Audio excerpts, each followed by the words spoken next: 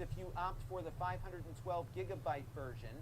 This one, as I mentioned, has a Ryzen 7530U processor on board. This is an older chip.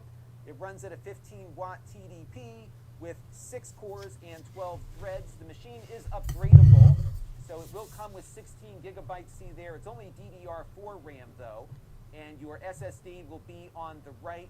There is an additional M2 2242 SATA SSD slot there in the middle, but you can't use an NVMe in that second slot. It is only a SATA drive. So there are some limitations with this machine, given its price point and the current market conditions that we are in at the moment. Now, if you want to take a second mortgage out on your house, you can bring that RAM up to 64 gigabytes if you need to. One note, though, is that their antenna design is a little flaky on this. So as you can see, the Wi-Fi antenna gets yanked out when you open up the case, and it's really hard to get that little cable back in to the Wi-Fi card that is installed on the motherboard. This was a problem we saw with the A8. It is the same on this one. It's not breaking it. You can get it back in there, but it's something that makes this upgrade process a little more frustrating than it should be, given you have to get that tiny little cable plug back in to restore your Wi-Fi capabilities. Now, the metal case on this feels very nice and high quality. You've got a lot of nicely labeled ports on it too. So we've got 2 USB-A ports here on the front that run at 10 gigabits per second each. This one with the battery indicator on it means that it can charge your phone when the computer is off. And then of course you've got your headphone microphone jack there in the front along with the power button. On the side, you've got an SD card reader for full-size cards, which is nice to see. And then on the back, you've got a bunch of other well-labeled ports. Unfortunately, there's no USB 4 on this one, so you do have 2 USB Type-C ports. These will do data and video out via display ports, so you can run 4 4K displays at the same time, 2 out of the USB ports and 2 out of the HDMIs here. You have a USB 2.0 port here, another 10 gigabit port here, and you've got 2.5 gig Ethernet.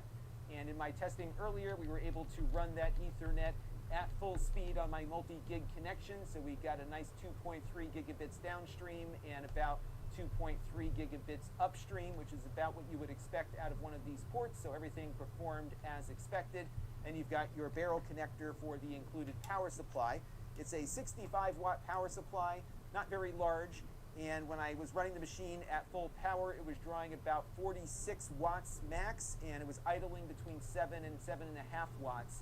So pretty power efficient when it's at idle. There is a system fan on it, but it's relatively quiet. You're not going to hear it kick on unless you're really stressing the processor out. So for day-to-day desktop tasks, I found it was pretty silent in operation. Why don't we boot it up now and see how it performs? All right, everything is booted up now. It does come with a licensed copy of Windows 11 Pro, so you do get a decent Windows experience on here, and we are running this at 4K 60. I just pulled up the NASA.gov homepage to see how everything is running, and it seems like it's running pretty smoothly here. We've got the Artemis 2 mission going on right now, so there's lots to talk about with that. But for basic web browsing, I found this to be more than adequate for getting the basics done. Again, it's very quiet and silent right now as we're browsing around, so no issues of concern doing some basic tasks here. However, I did run the YouTube test that we usually run with a 4K 60 video, and there we were seeing a lot of dropped frames. One of the issues with this class of Ryzen processor is that the graphics are not great compared to current chips. So you're going to see some frame drop-offs when you're doing 4K 60 YouTube video playback, for example. This is not as good as I've seen on other mini PCs with more recent processors.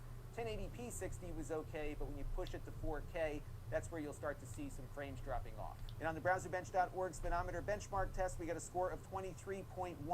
That's actually a pretty decent score, and it's in line with the more expensive Geekom A8 we looked at a few weeks ago. And of course, as we saw here, browsing the web, all was good. It's just that when you start pushing the graphics is when things will start to go a little south on you. But for basic tasks like browsing, word processing, spreadsheets, PowerPoint, this will be fine for that. It's just the higher end things that might challenge it a bit. Let's take a look now at video editing. So here is DaVinci Resolve. We're editing a 4K 60 project here. It plays back fine when you're doing basic edits like this. You'll see a little bit of stuttering going on when you're rendering transitions, for example, in real time. So it's certainly Not as fast as some of the more expensive mini PCs we've looked at, but it's fine for simple edits. But if you start to do more advanced work, like adding in some of these effects that you can do in DaVinci Resolve, these things take forever to render, and it takes even longer to get any kind of preview playback here. So as you can see, I'm moving the timeline around and it's not doing anything to the screen here just because it's taking it so long to render. So that's where you will run into some of the limitations here, but if you're just editing some home movies or something, this will be fine for that. Now, as I mentioned, the graphics are challenged on this machine, and when you try to run Cyberpunk 2077, you'll see how challenged they are. So this is running at 1080p at the lowest settings, and we're barely making 15 frames per second here. So AAA modern games are not doable unless you dramatically reduce the screen resolution. Maybe 720p will get you into the mid-20s, but it's still not a great experience to do AAA gaming on this, at least with modern games. But older games run great. So this is a PS2 emulator. I did turn the screen resolution down to 1080p, and we ran the emulator at its native 480p resolution, and it was running at full speed here. We still had some room in the resource department there to maybe stretch the graphics out a little bit more. So older games are going to be fine, like PS2 emulation on back, and certainly older PC titles will play well too, but the modern stuff you'll want to leave for a more expensive mini PC. And unfortunately, this is what you get right now, given all of the market constraints. And on the 3D Mark Time Spy benchmark test, we got a score of 1,343. You can see how far below this one is versus that Geekom A8 that we looked at recently in the same case. So certainly there are much faster mini PCs right now, but again, at much higher price points. And on the 3D Mark stress test, we got a failing grade of 95.7%. 97% is passing on that test. So you might see about a 4 or 5% performance reduction when you place the system under heavy sustained load, but the fan is quiet, and often a quiet fan leads to scores like this. But it's not something terribly noticeable, and I think for a lot of what you would do on this PC, a little bit of thermal throttling under load may not go noticed, especially given the graphics performance on this machine is not spectacular. All right, one last thing to take a look at, and that is its Linux performance. I booted up the most recent version of Ubuntu, and everything ran perfectly on it. All the hardware was detected properly, including the Ethernet and the Wi-Fi. I have noticed of late that Linux is running a lot smoother on these lower end machines than Windows has been running lately due to the bloat issue we talked about recently. So the Linux experience is great. If you wanted to run this as a small server, I think you could probably get away with that. And because of its low power consumption, it might do very well as a small home server. I don't recommend these though for Plex servers, which are media servers in the home, just because Plex natively doesn't always work well with these AMD processors. They do prefer Intel for doing all the real-time transcoding that they do. But for other home server tasks, I think this might be something worth taking a look at, especially given that you got the 2.5 gig Ethernet on board. Now, I am very frustrated as a mini PC reviewer, given all of the escalating costs of components that, of course, are driving up the prices on these things. This is a mini PC that in the past I would have been very excited about because it would have been super inexpensive and delivered a lot of value. Now, of course, we're spending a lot more for older processors, DDR4 memory, and performance that is much lower today than what this money would have bought you a year or two ago. But that's the state of the market these days. It is good to see companies like Geekom trying to find things to fit into that price point that it's at here. But again, you're going to be making some compromises versus what you could have bought a year or two ago. That will do it for this one. Until next time, this is Lon Seidman. Thanks for watching.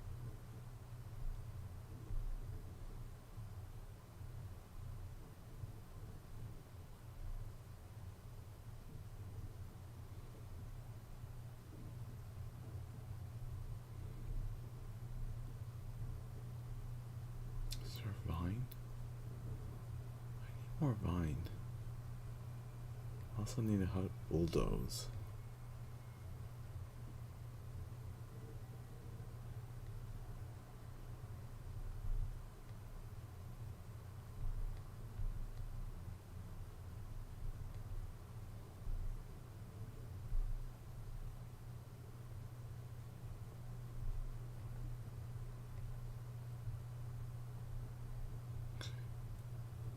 I need to free that thing, but I don't know how to bulldoze. I don't know what I'm doing, to be honest. What are my other tasks I need to do? Quests. Okay.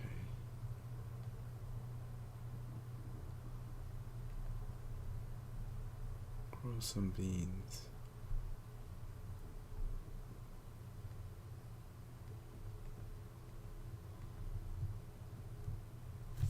To the beans.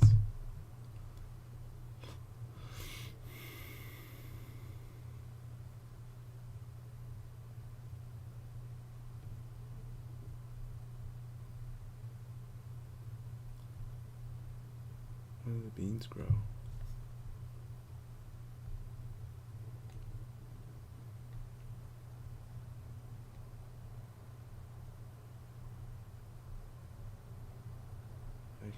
Dilber's request.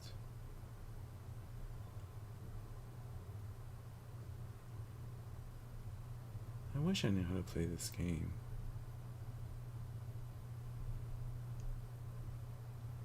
Does it need that monster too?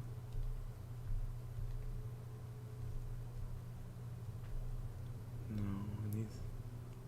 Oh. What Bulbasaur?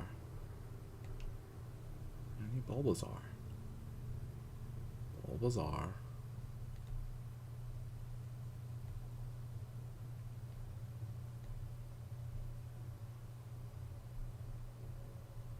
Where is Bulbasaur? How do I summon them? Can I summon them? What's on the other side?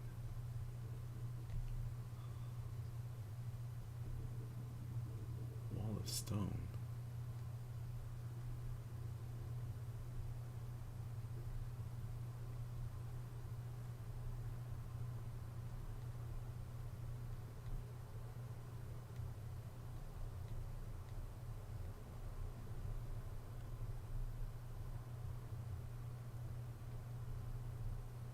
Oh, you did break through the wall.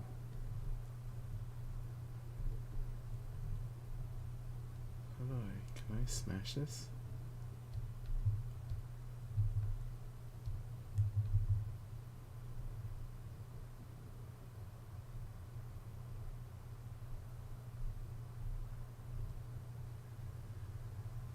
Oh.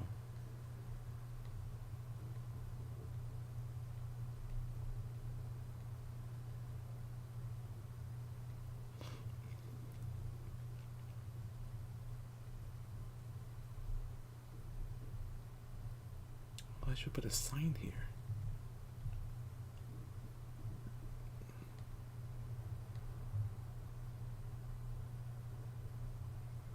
No?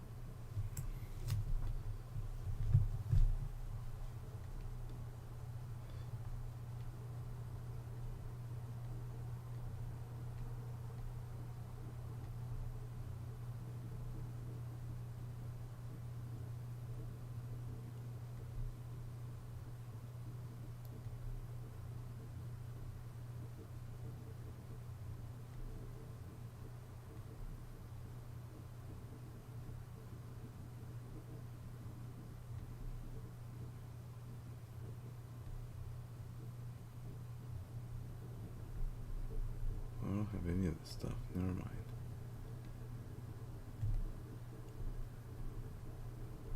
Oh. I guess we'll leave that there. He's gonna help me. He's gonna help me get the onyx out.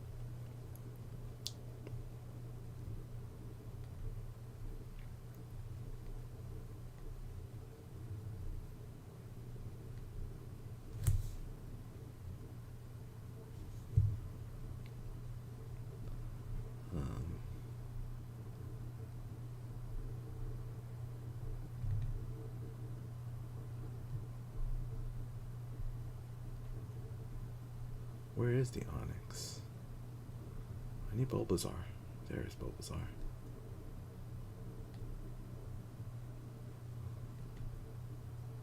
Follow me.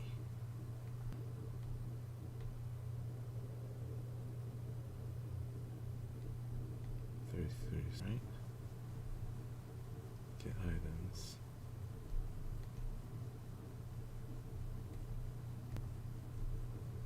Play.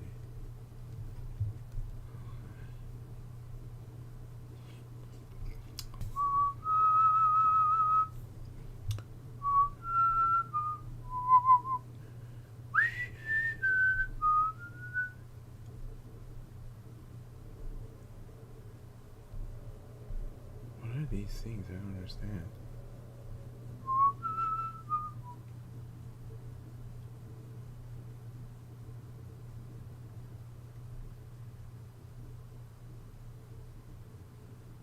Yes, we need to rescue Onyx.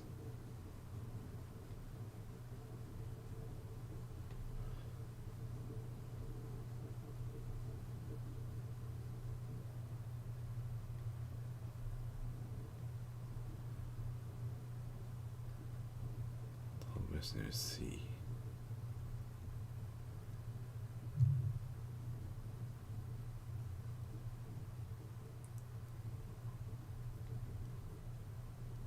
Okay.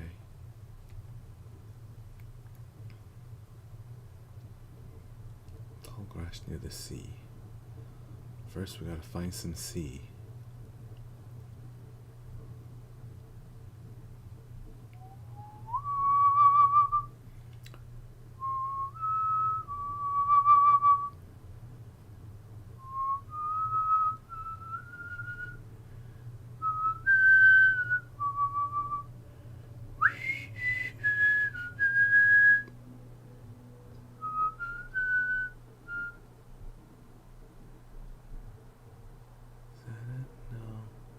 Where was the ocean that had the sand?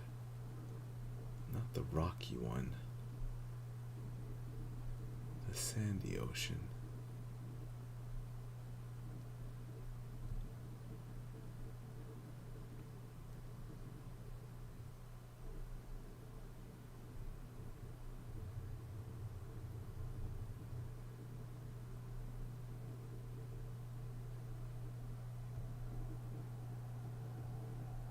What is that? Can I get down there?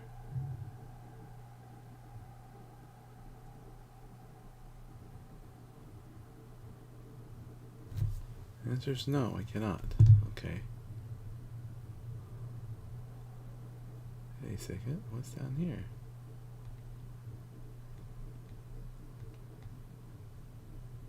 I never read those.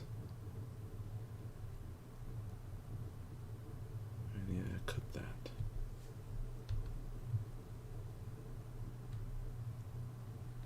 Can't carry too much stuff.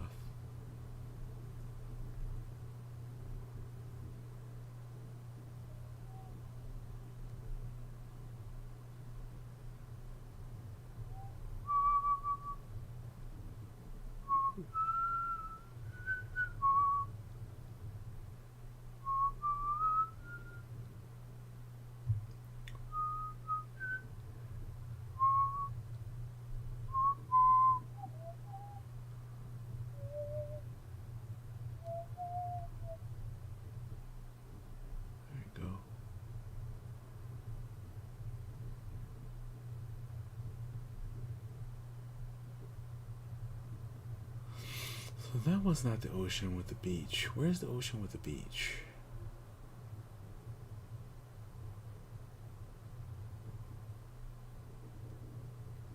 Down there?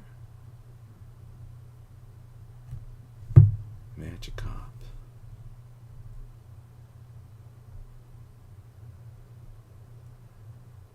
Oh, is someone there? Oh.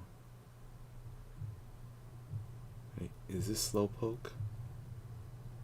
It is a Slowpoke.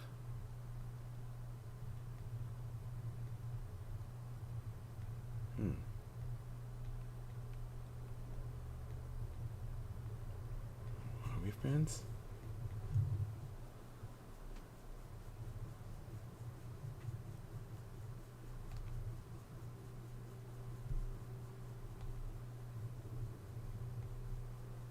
Come with me. Wait, you can make it rain?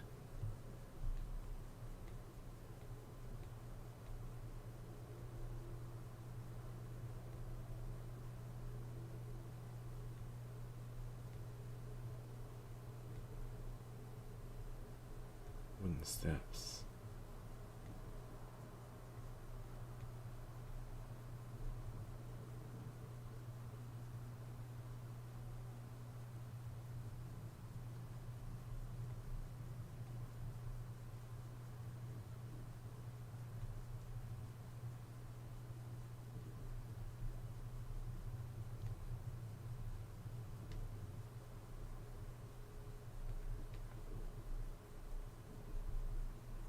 Did he just fall?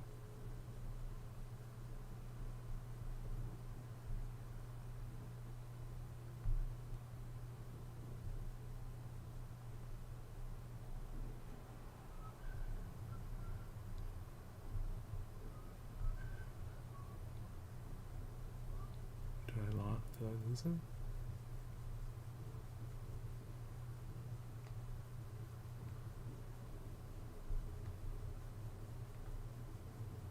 Oh, I'm doing too much stuff.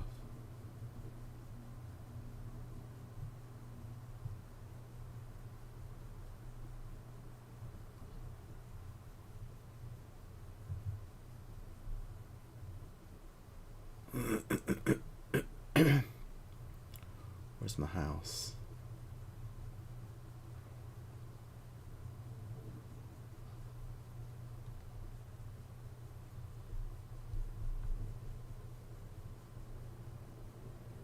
Smooth rock.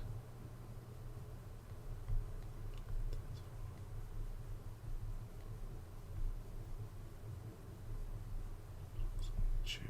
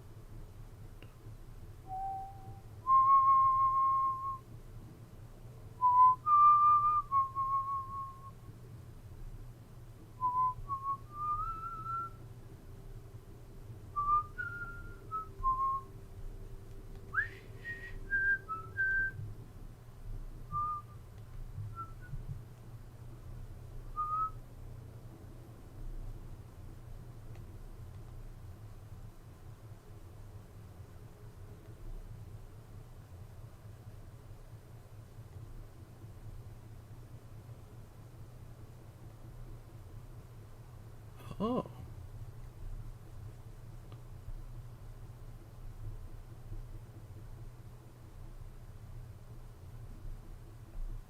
Wait, why can't you walk?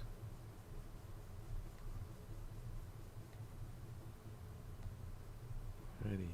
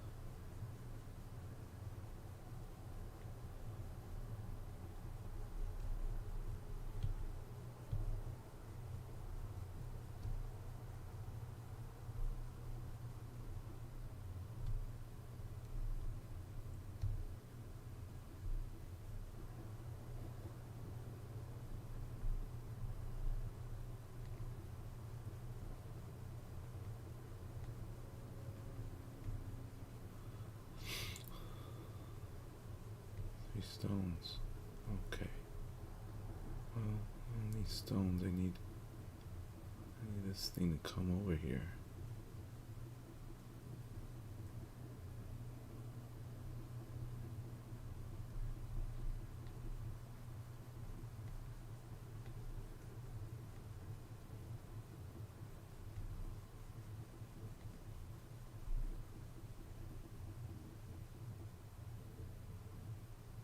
Finally, it's moving. It's not moving very well.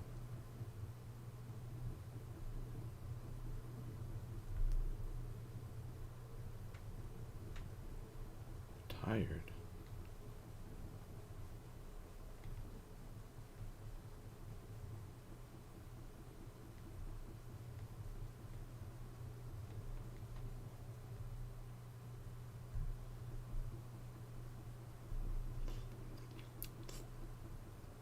What is he talking about?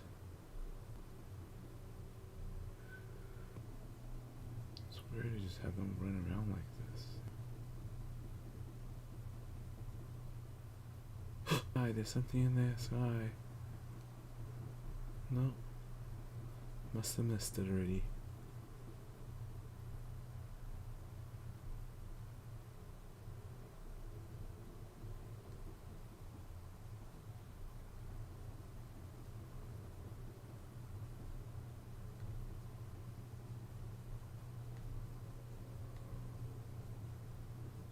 Finally found it.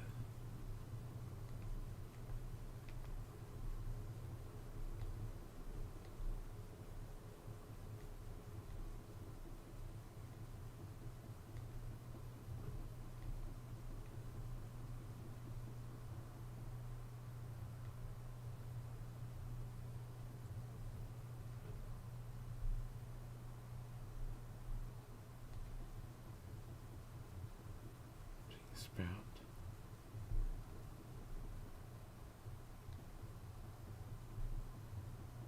Where's the green sprout live?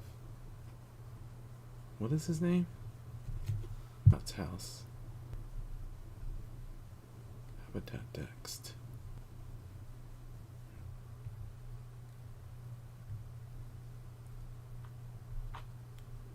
Whose house is this? Whose house is this?